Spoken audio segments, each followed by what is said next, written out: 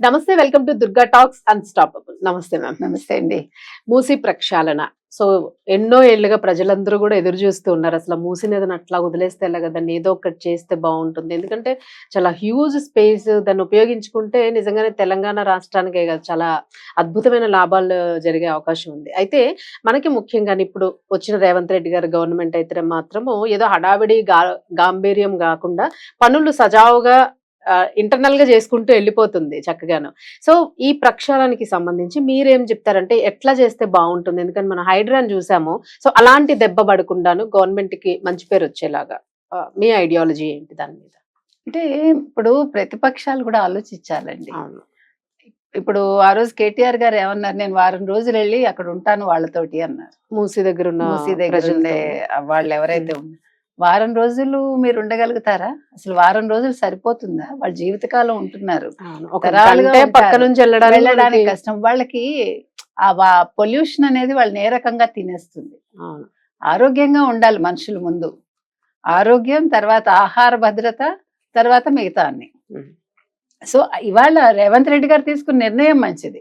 అయితే దాన్ని అమలు ఏ రకంగా చేస్తారు ఇక్కడ ఉంటుంది. కాబట్టి మీరు అన్నట్టుగా తొందరపాటు వద్దు. ఇప్పుడు హైడ్రా చేసింది మంచిదే, కానీ ఇప్పుడు మీరు ఎలాగంటేనండి, మన మనిషి మనస్తత్వం ఎట్లా ఉంటుందంటే, మీకు అవకాశం ఇస్తే మీరు వాడుకోరు.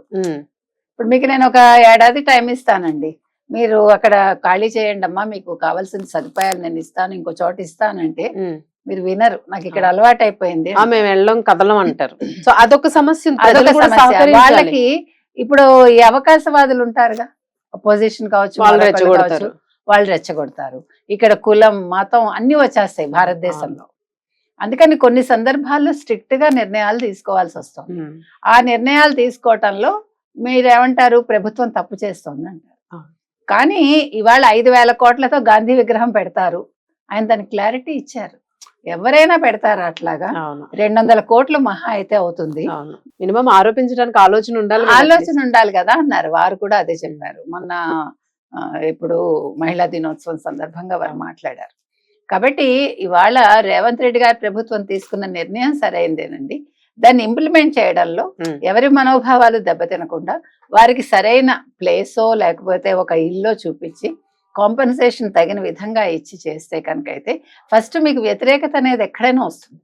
కానీ ఆ వ్యతిరేకతని పాజిటివ్గా మార్చుకునే క్రమంలో ప్రభుత్వం కొంచెం జాగ్రత్తగా అడుగులు వేయాలని మనం చెప్తున్నాం.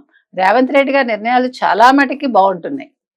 కాంట్రవర్సీ అనేది వస్తుంది, కానీ దాన్ని అధిగమించి వీళ్ళు చక్కగా చేస్తే ఖచ్చితంగా తరతరాలు రేవంత్ రెడ్డి పేరు చెప్పుకోవటానికి అవకాశం ఉంది. తర్వాత ఎక్కడ ఎవరు ఎంక్రోచ్ చేయాలనుకున్నా ముందుగా ప్రభుత్వం దాని మీద దృష్టి పెట్టమని మనం ఈ సందర్భంగా చెప్పాను. ఒక రకంగా పడిన కాంగ్రెస్ ని నిలబెట్టి ఇప్పుడు కరెక్ట్ ఒక దీనికి ఖచ్చితంగా because of Revanth Reddy. So ఇది రన్ అవ్వాలనే రాజశేఖర రెడ్డి గారు, ఈ రోజు రేవంత్ రెడ్డి అవును మళ్ళీ ప్రాణం పోసారు. సో అది నిలబెట్టుకుంటే మాత్రం నిజంగానే ప్రజల్లోనే చిరస్థాయిగా నిలిచిపోయే అవకాశం. ఖచ్చితంగా. Thank you.